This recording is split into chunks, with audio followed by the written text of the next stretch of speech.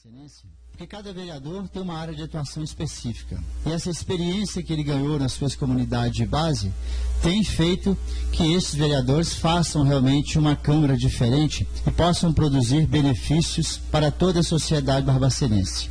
Através das leis que tramitam, através de tudo isto. O que a gente tem que é preciso enaltecer a atuação de cada um dos vereadores, porque existe uma grande vontade de todos nós, de todos os 15 vereadores, em acertar, em fazer o melhor, em dar o melhor de si para fazer a coisa acontecer realmente em Barbacena. Não podemos também esquecer de enaltecer a presidência da Câmara Municipal de Barbacena, através do vereador Amarílio Augusto de Andrade, que tem conduzido com muita seriedade e também com muita serenidade todo o trabalho. E não podemos também deixar de elogiar a coragem e o arrojo da mesa diretora na condução de todos os trabalhos. Mas eu queria mesmo era parabenizar a legislatura atual, mas a gente tem visto de forma diferente o trabalho, a dedicação e o empenho de todos os 15 vereadores para realmente termos uma Barbacena melhor. Adel, você é reconhecido como um vereador e como um cidadão, porque antes de ser vereador, você já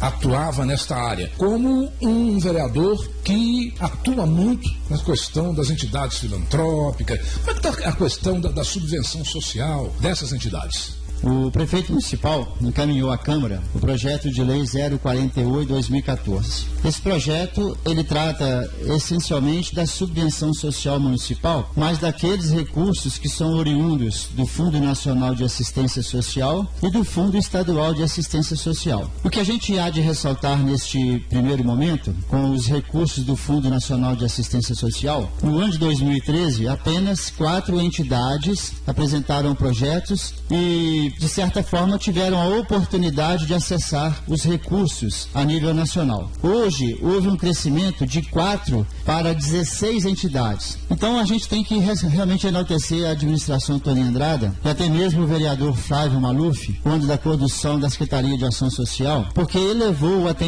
este benefício oriundo do Fundo Nacional de Assistência Social de 4 para 16 entidades. Então, houve um crescimento significativo. Da mesma forma, isso para trabalhar com a proteção social básica nos serviços de convivência e fortalecimento de vínculo. Um outro fator também muito interessante aconteceu na proteção especial, cujos recursos também são do Fundo Nacional de Assistência Social e também dentro do piso de alta complexidade. Os recursos destinados para este ano são da ordem de R$ 314.500 para essa situação da proteção básica. Para a proteção básica, dentro do Serviço de Convivência e Fortalecimento de Vínculo, que houve um grande avanço, os recursos de 4 entidades em 2013 passaram para 16 e chegaram ao montante, só para essa situação, de R$ 742.800. Além do Fundo Estadual de Assistência Social, que é um trabalho diferenciado e que se trabalha, na verdade, com a população de rua e os migrantes, cuja entidade a ser beneficiada e para trabalhar com este público é o NASP, que é o Núcleo de Apoio Social São Pedro, que terá recursos em 2014 de R$ 70 mil. Então o que a gente percebe, na verdade, já foi um grande benefício o encaminhamento à Câmara Municipal dos projetos para que as entidades possam acessar os recursos do Fundo Nacional de Assistência Social, como do Fundo Estadual de Assistência Social. Mas só que existem algumas entidades que não têm acesso a esses recursos. E o prefeito, arrojado e empenhado como sempre, também está organizando, de certa forma, para que possa ter também essas entidades que não têm acesso a nível de Estado e a nível de Federação, os recursos do Fundo Municipal de Assistência Social. E a gente sabe que com o empenho, com a dedicação do prefeito municipal, não vai demorar muito para que esse projeto possa estar em pauta também. Vereador, aproveitando a sua presença aqui, vamos falar sobre um assunto polêmico, sobre o reajuste do funcionalismo público e, inclusive, sobre a sua participação nesse episódio. Fico muito satisfeito que você tenha tocado nesse assunto, Cristóvão, porque o prefeito municipal, ele encaminhou à Câmara o projeto de lei 024/2014. Neste projeto, ele concede aos servidores públicos municipais, já foi sancionado, 6,78% de reajuste. Acontece que alguns vereadores, entendendo, e a gente também entende dessa forma, que os ilustres e abnegados servidores públicos municipais estavam também defasados desde 2013 em valores da ordem de 9%, então foi apresentada uma emenda a esse projeto, do qual eu fui relator, e o nosso relatório foi lido em plenário para todos os vereadores e todo o povo de Barbacena que estava ali presente, concedendo estes 9% correspondentes ao em 2013, a partir de junho, em 3 etapas. Em junho, 3%, em julho, 3% e em agosto, 3%. Como eu disse, fui o relator deste projeto. Então, nós nos debruçamos realmente sobre a Constituição Federal, a Lei de Responsabilidade Fiscal e também sobre a Lei Orgânica do Município, que é a maior lei que nós temos, que é a nossa Constituição Municipal. Então, a gente chegou à conclusão e fizemos o relatório desta forma. Eu queria deixar bem claro que nós não somos contra os servidores públicos municipais, ao contrário. A gente é coerente com tudo que a gente tem feito na nossa vida. Eu tenho certeza que as pessoas que votaram em mim, votaram porque conhecem o nosso trabalho, a dedicação, a responsabilidade que a gente tem e que a gente não tem o hábito de iludir as pessoas. Então eu fiz um relato baseado na legislação com a qual nós estamos vivendo no momento. Então o artigo 62 da Lei Orgânica do Município, ele diz o seguinte: são de iniciativa privativa do prefeito municipal as leis que disponham sobre 1. Criação de cargos, funções ou empregos públicos na administração direta, autárquica e fundacional, e fixação do aumento de remuneração dos servidores públicos. Então a nossa lei municipal, ela já fala que é competência privativa do prefeito municipal. Então, se é competência privativa do prefeito municipal, a gente tem praticamente a certeza que esta matéria que foi apresentada, este índice de reajuste, ele extrapola os limites de atuação do vereador. Razão pela qual, no nosso relatório apresentado à Câmara Municipal, na tribuna, nós demos o voto contrário, não contra o reajuste que o prefeito encaminhou, de 6,78%, mas a esta emenda, porque ela tem vício de origem e, de certa forma, ela não poderia acontecer. Mas nós temos ainda o artigo 63, que é muito interessante, talvez os servidores públicos municipais não saibam disso. O artigo 63 diz o seguinte, da Lei Orgânica do Município: não será admitido aumento da despesa prevista.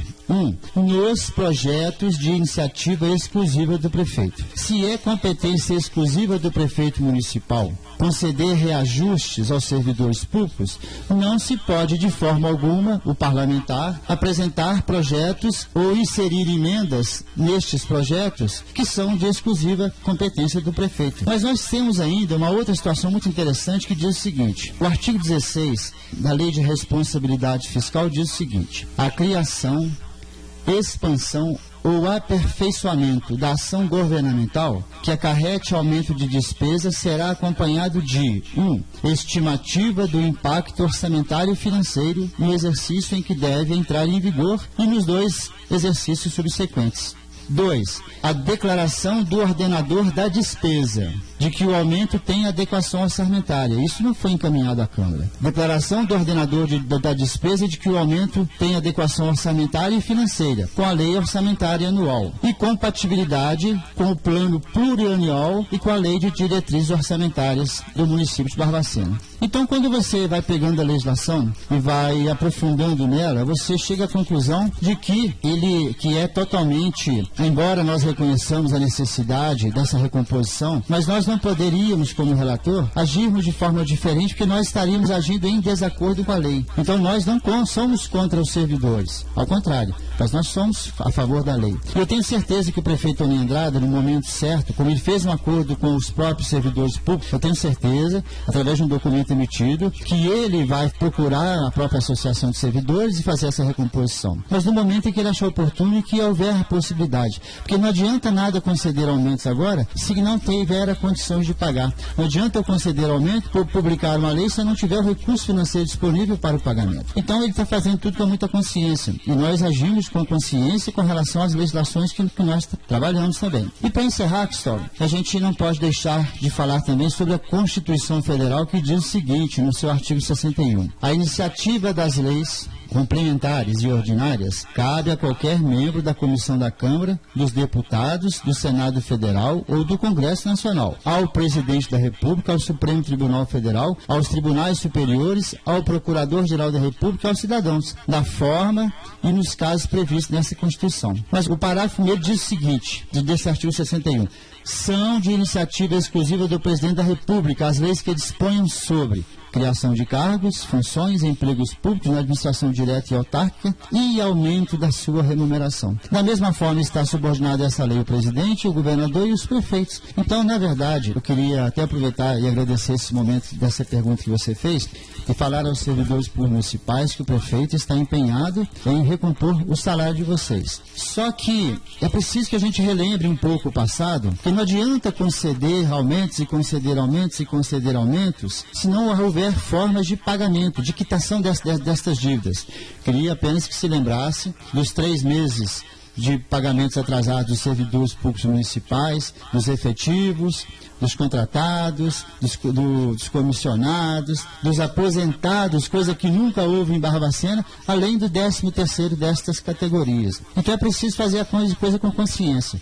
E uma coisa o senhor prefeito tem cumprido, tem pago rigorosamente em dia o pagamento dos servidores. Mas existe uma forma de não pagar em dia, é conceder aumentos que não tenham como arcar com eles. Mas no momento certo, no empenho da administração, na confiança que nós temos no prefeito Antônio Andrada, podem ter certeza que estes aumentos serão, essa recomposição acontecerá. E para encerrar, Cristóvão, esse assunto, eu queria falar aos abnegados servidores públicos municipais que nós somos favoráveis a eles, porque eu também sou um servidor público estadual, de 35 anos de serviço. E é justamente esta experiência que eu tenho que eu levei para a Câmara Municipal. Eu tenho certeza que quando nós fomos eleitos, as pessoas que acreditam na gente sabem que nós fomos eleitos, não foi para, de certa forma, criar expectativas negativas na mente, no coração e na vida das pessoas. Foi para que nós fôssemos lá dentro o que nós somos aqui fora. E é isso que a gente tem tranquilidade, fala com muito critério sobre isso, porque nós estamos fazendo o correto. Nós não estamos criando expectativas,